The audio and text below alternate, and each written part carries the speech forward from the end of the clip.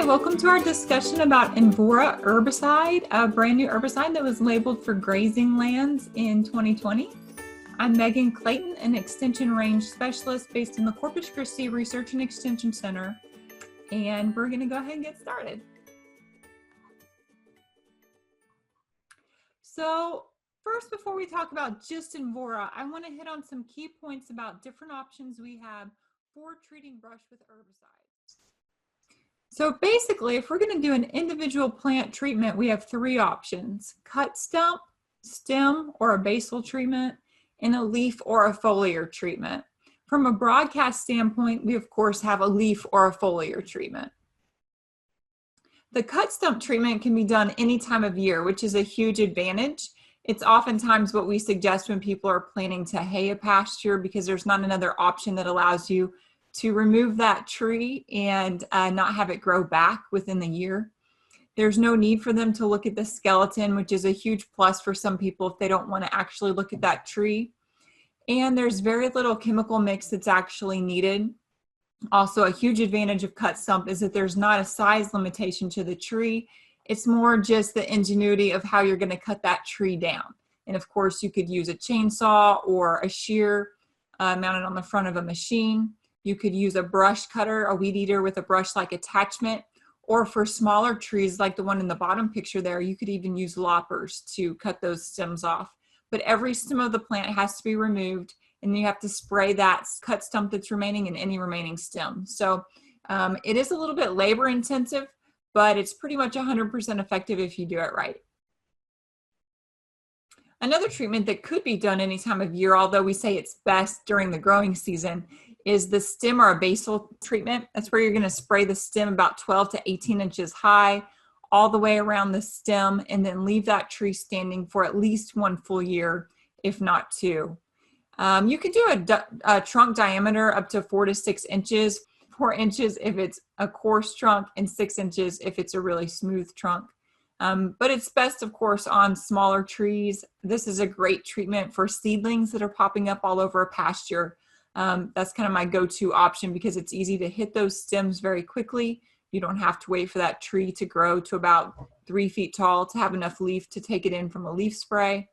And you can cut down on your need to go around and cut them all off, like in the cut stump treatment. If you look at this treatment here, the top picture, this shows where this tree has been dinged or hit by some chemical that volatilized because the trees underneath this desirable tree were treated when it was really hot outside. And so it's important to note that in most cases, we're using a remedy and diesel mix to spray. And those esters, as a remedy is, will volatilize quite easily. So that's one consideration when treating with a stem or cut stump treatment underneath desirable trees. Don't do it when it's too hot. So then our final treatment is a leaf spray. You can do this by covering all the leaves on a plant until they're wet but not dripping. Timing is very much important for a leaf spray. You cannot get away with this outside of the spray season. That's because we're looking to hook those chemicals onto the plant, moving those carbohydrates down to the bud zone, so it will actually kill the tree. You have to pay attention to make sure the leaves are in a good condition, that soil temperature is 75 degrees or higher at 12 inches deep. That's because we know the tree is actively growing at that point and hopefully translocating its carbohydrates. And then you don't want to spray when that tree is putting on new beans or flowering or putting on new leaf after, say, a rainfall event. And that's just because that tree is going to be putting its carbohydrates or its effort out, not down to the root zone. And so it won't translate your chemical as well as it would if you wait until those things are done. And then, of course, you have to put out the chemical and the rate that is specific for that tree. It's not so much of a blanket chemical recommendation like you would see with a stem or a cut stump treatment. So you need to know what tree you're after and know what rate is recommended for that chemical. And of course, just like our stem sprays, we have to let that tree stand for at least one full year before removing it, because no matter what it seems like above the soil surface, it's still translocating that chemical and working to move it consistently down into that bud zone to actually kill the tree. Okay, now with that completed, let's look at the Invora herbicide, which is what we're really here for today. After years of anticipation, because many of you have known that we've been doing research on this chemical for quite some time. It was known as MAT 28 and a number of other potential trade names when DuPont first owned this chemical. Now Bayer owns the chemical, and they have finally received approval from EPA and the Texas Department of Agriculture to start selling this to apply to grazing lands or to range lands. So why were we looking forward to this chemical so much? Well, it does great long-term control of both weesach and mesquite. As you know, if you work in any weesach country, that's a very difficult tree to take care of aerially or broadcasted. It's hard to get good coverage of all those tiny leaves. And a lot of the chemical mixes do a fair job, but not great. Invora seems to be kind of our ticket right now for treating those trees. And the long-term control that they've seen through repetitive studies and going back, even 8 years later is very impressive. You can also use this chemical as an IPT leaf application for a number of plants that we traditionally have not had a good recommendation for any leaf spray. And that would be plants like Texas mountain laurel, whitebrush, lopebush, coyotillo, agarito, Texas persimmon, and yaupon. And so these trees are something that people are interested in treating in a foliar application, but previous to now, we really haven't had a go-to chemical to tell them to use. And then of course, Invora is a really neat herbicide because the way it's formulated, it does not mix well with diesel, but you can apply this as a stem or cut stump treatment in water with an MSO or methylated seed oil. So be looking for that too. That's another great application for Invora, although a lot of people have been looking forward to it because it has a good control of long-term brush when applied in broadcast manner. So here's a little bit of data for you, and I promise this presentation is not packed full of data, but I wanted to show you that when you're looking at percent canopy cover of the trees over on the left-hand side for both weesach and then mesquite over on the right, you can see how much canopy cover is left 3 years after the initial treatment of weesach. That is 2.5% where they applied the Invora versus 30% for all the chemicals that they applied against Invora. For honey mesquite, they were able to go back to 10 trials 8.5 years later, which is fantastic data to have. And they saw that there was a percent canopy cover of only 2% of honey mesquite 10 years later, whereas other treatments had grown back to about 25% canopy coverage.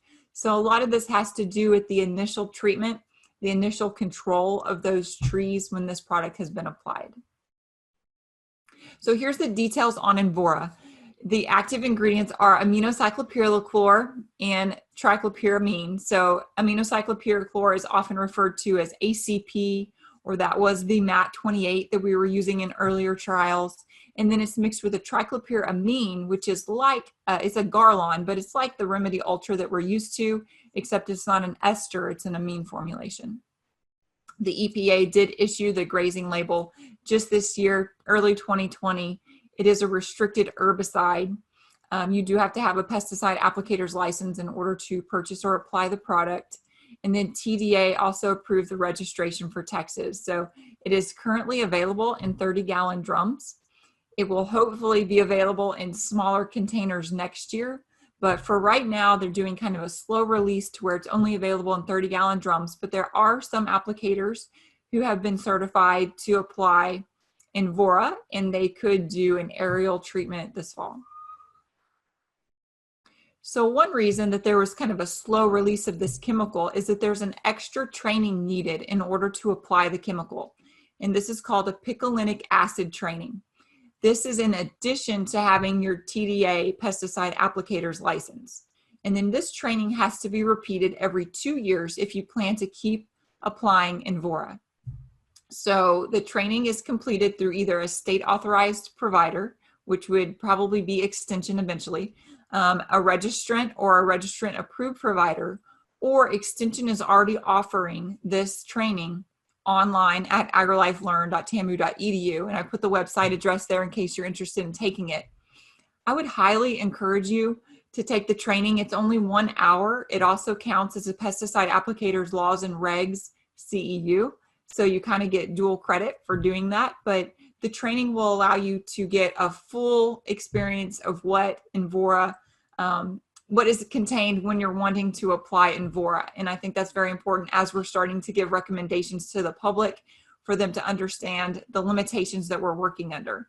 And we're going to cover most or all of those today, but it certainly wouldn't hurt for you to be able to say that you do have that official picolinic acid training.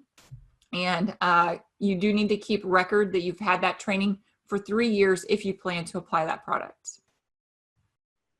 So what is picolinic acid chemistry anyway? That was my first question when I first heard of it. And it's just a subfamily of these growth regulator herbicides. So we're already familiar with picolinic acids in our range and pasture toolbox today. There's active ingredients like, of course, our ACP, our aminocyclopyrrolachlor that we're talking about today, but also triclopyr, aminopyrrolide, caprylamide, picloram, and fluroxapyr are all considered picolinic acids.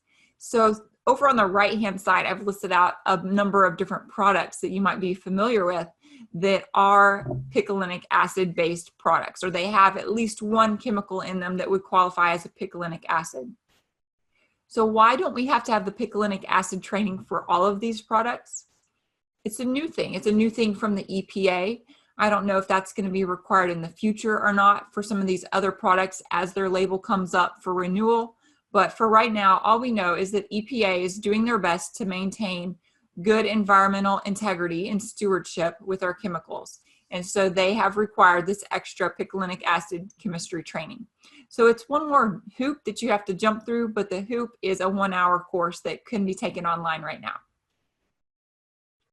So where can you use Invora anyway? So if you go through all the hassle of getting your Texas Department of Ag pesticide applicators license and you do the picolinic acid training, where could you apply it?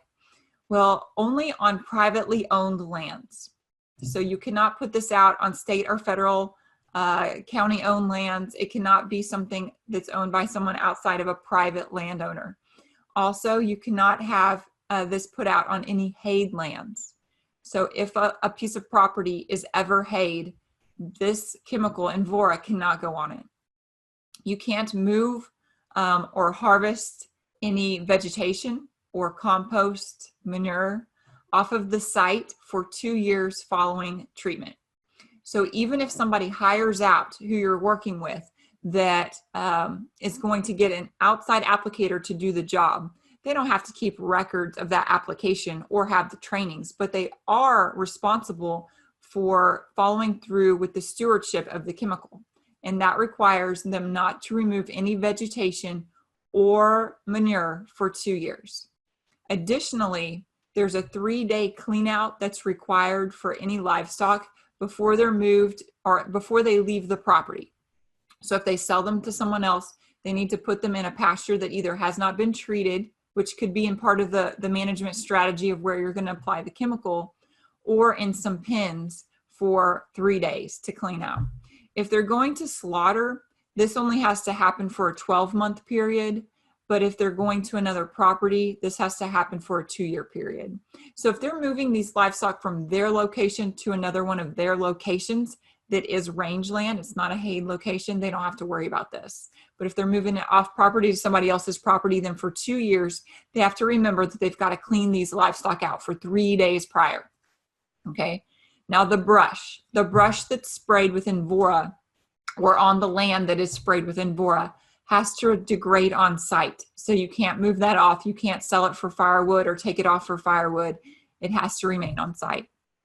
Also, if people are leasing property, they can absolutely still apply Invora, but they have to have at least 2 years left in their written lease, and they have to notify the landowner that they're going to apply Invora, since that will be somewhat his responsibility too if he plans to go out there and collect manure or move brush off of the site. Okay, so not on hayed lands, private lands only, and you have to be responsible about the vegetation and the manure. So here's a depiction of the kind of, I call it a cartoon. It's on the label. This is on the actual Invora label. So if you peel that off of the bottle, this is what you're looking at.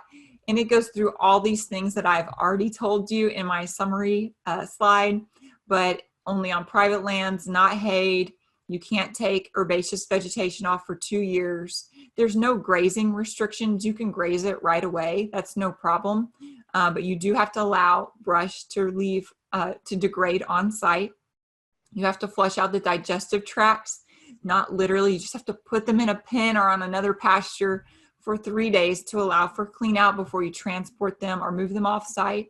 For slaughter, that's for a 12-month period following application. You'll have to do that. And then, of course, manure has to stay on site. We know on rangelands, that's not a common practice to go pick up manure, but say somebody applies that who has show cattle and they sell some of those show cattle, well, they need to clean them out for 3 days before they allow them to go with that new owner. And that's just because the new owner might be on a smaller pasture or backyard, and they may collect the manure to put on their garden. So very important that this stewardship is followed and that this is passed on, the requirements are passed on to anybody who may be working on that place as well. Okay, so there's some additional information about buffers, and it seems kind of confusing, but it's really not. All of our different chemicals have different buffer regulations, and this is just something that's going to be put out very transparently in the training that you take online. So if you have a property line that you share with another landowner, so not one of your interior fences, but an exterior fence, or you have free-flowing water that moves onto other properties, or water not flowing but is shared with a neighbor, you have to consider for aerial or ground broadcast 100 feet buffer. So you'll have to stay away from that property line or away from that water's edge for 100 feet. If you're doing individual plant treatments, you can spray up to a fence line, of course, coordinate with your neighbor, but you could also spray up to a water's edge. That's for IPT or individual plant treatments only. Now, water that's not flowing or totally contained on the treatment site, so it's all on that landowner's property, they can spray broadcast or IPT all the way up to the water's edge. No problem. It's just when things are shared, because then that puts some responsibility on that other landowner. You have to give that 100-foot buffer so that they then don't really have that responsibility. So just to let you know, there's other chemicals that we already deal with that have some downwind adjustments, they call them. So when you're spraying broadcast, you have to stay 250 feet away from sensitive structures, water, or non-target species with Graze on Next HL, for example. Graze on Peoples D also has that 250-foot buffer downwind. Duracor, the new chemical that came out, very environmentally friendly, it has a half swath requirement from any of these structures. So you can see, Sendero has a 50-foot. There's already these sorts of things on labels that sometimes we don't pay enough attention to, but this is something that you would definitely want to write into a plan that you're developing for a customer to make sure that they stay within regulations. And then all of this new information with aminocyclopyrolicor has been added, what has been approved by our Herbicide Use Committee, to our ERM 1466 recommendation guide. This is a reference guide for rangeland chemicals. It's for both weed and brush, and is something that hopefully you have a copy of. We call it a data repository because basically it's a place where we can put data that we know confidently about any weed or brush species for all of eternity.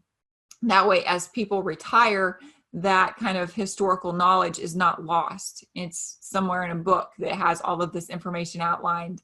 Anyone can actually submit a packet to go into the ERM 1466. They have to have enough replicates over time and space in order for the Herbicide Use Committee at Texas A&M to feel confident in approving that for inclusion in the book. So this is data-backed information. It's very important to us that it maintains as a data-based reference guide. It's updated electronically now.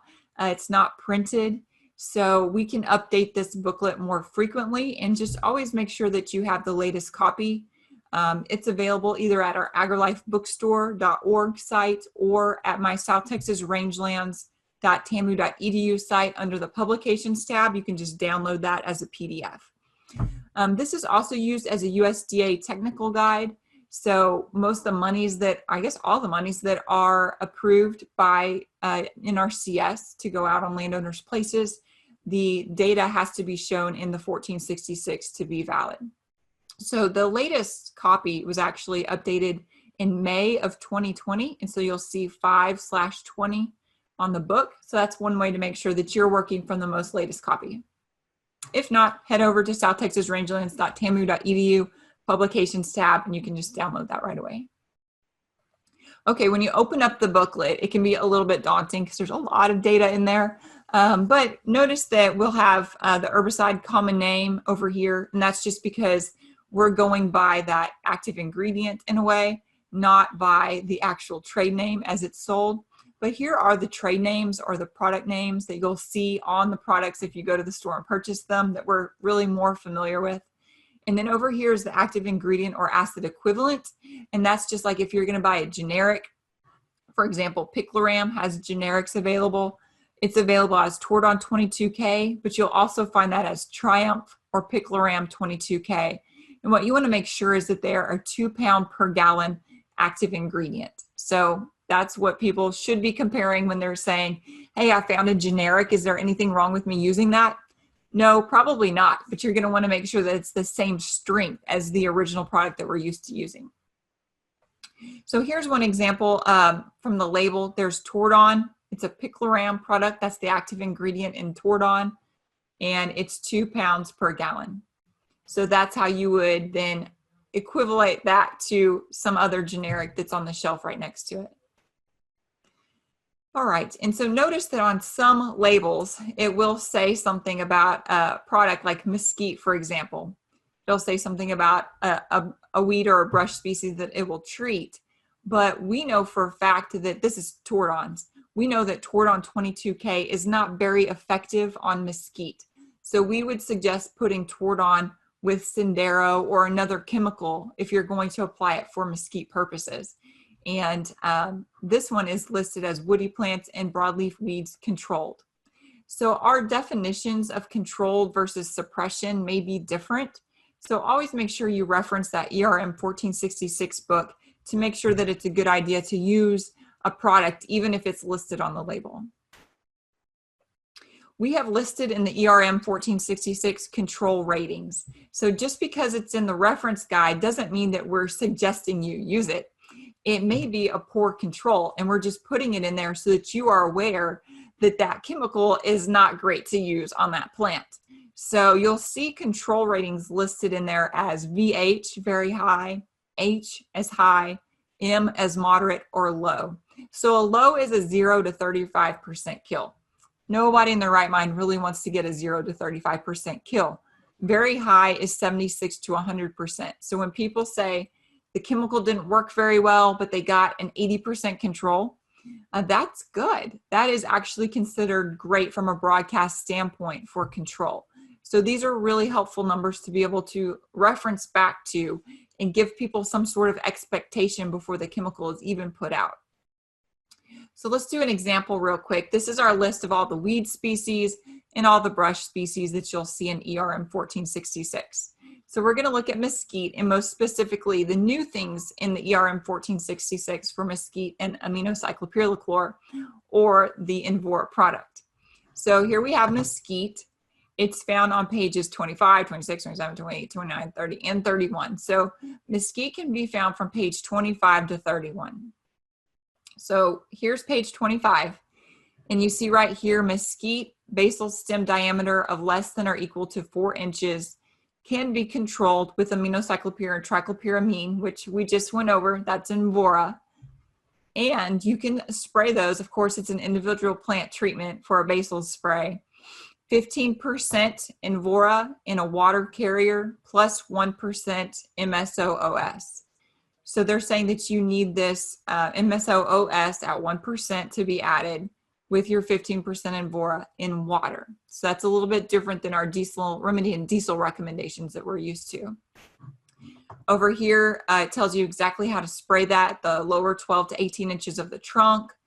Do not spray to runoff, just completely wet it. Apply completely around each basal stem, add that 1% MSOOS in there. to the water carrier spray mix. When to spray it, late spring through summer. It tells you everything you really need to know. It even reminds you over here that you need that extra picolinic acid training in order to apply that chemical. So that's just kind of a flag to you when you're looking for options for people. Like, hey, you're also going to need to take this 1-hour course. All right, here's another example where you see mesquite for cut stump. Again, it listed as aminocyclopyr triclopyramine. We know that's Invora. And then it says that it's got a very high control, very high, with 8 to 10% of the Invora mixed in water with that 1% MSOOS. And again, it gives you all the information about when to spray that chemical. Down here, we see aminocyclopyr triclopyramine, Invora, for leaf spray. So it's telling you that you can apply this to the leaves. So for mesquite, we would suggest 24 ounces of mesquite. Or if you're going to do individual plant treatments, it's 1.5%. And both of these are listed at a very high control, which remember was 76% to 100% control. So that's what you can kind of give people the expectation of. That's what you're going to find if you put out this chemical. And again, tells you when to apply it, different characteristics you're going to want to look for in your trees, and a reminder that you do need that picolinic acid training. Okay, so obviously that's not all the options for mesquite, but we're focusing on Invora today. So I just wanted to show you a little bit about how to use that reference guide and where you would find Invora in it. There's also IPT recommendations for all of those species that we listed out earlier, you know, your Yopon and Texas persimmon, all of those are in there. Okay, so spray adjuvants. You noticed that they were noting to use MSOOS quite a bit. And so I wanted to talk just a bit about that because that's not an NIS or non-ionic surfactant. When you do broadcast applications on the brush, the label suggests using an MSOOS. So that's a little bit different than you might be used to with other chemicals.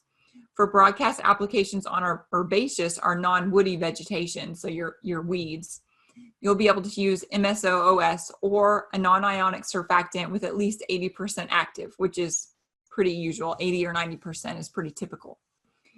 Okay, and then for a leaf spray, IPT leaf spray, you could use MSOOS, which they suggest, but you could get away with still using the NIS or non-ionic surfactant as long as it's an 80% active or more. For cut stump or stem spray basal applications, remember we used to do Remedy Ultra and Diesel. We're now doing the Invora herbicide with 1% MSOOS in water. So that is quite a big change that you're going to want to note. All right, other points to consider. Invora spray solution should be applied within 24 hours of mixing to avoid product degradation. So there are other products labels that also say you need to use it within a certain time frame. For example, there's an adjuvant called Dynamic that's very popular. It's really a great adjuvant, but you have to use that within 36 hours of mixing. So always be sure to read the label for the product times before they start to degrade, because that is not something you want to do after you invest in this product. The Invora label is a danger label, and mostly that's linked back to irreversible eye damage. So that's something you're going to want to note. If you use this product, be sure that you wear proper eye protection.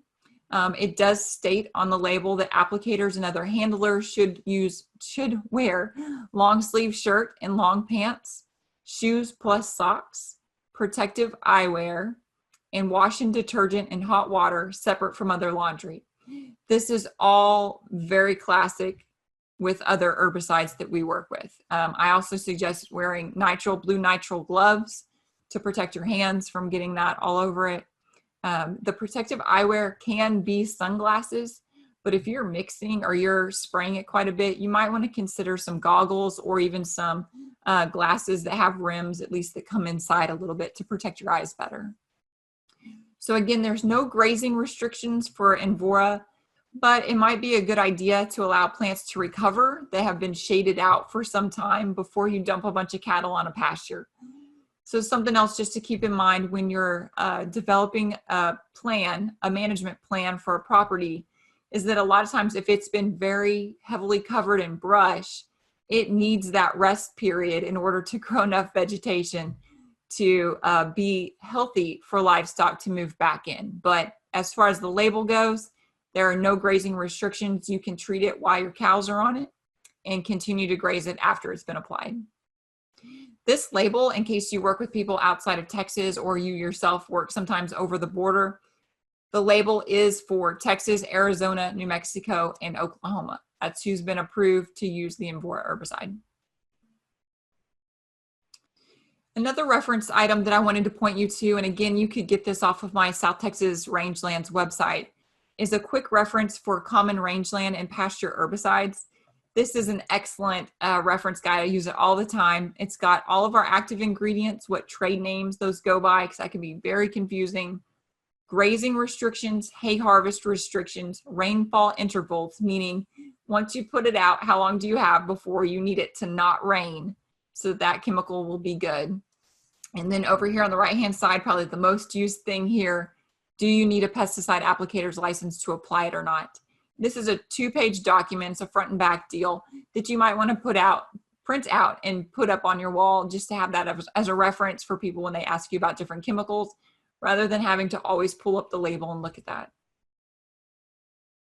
So if you have any more questions about Invora, you're welcome to contact me, or you can go to the website invora.com, and it even has an opportunity for you to put in your information and be contacted directly by a Bayer representative. This is also where I would send people if they were interested in becoming approved to be applicators for Invora.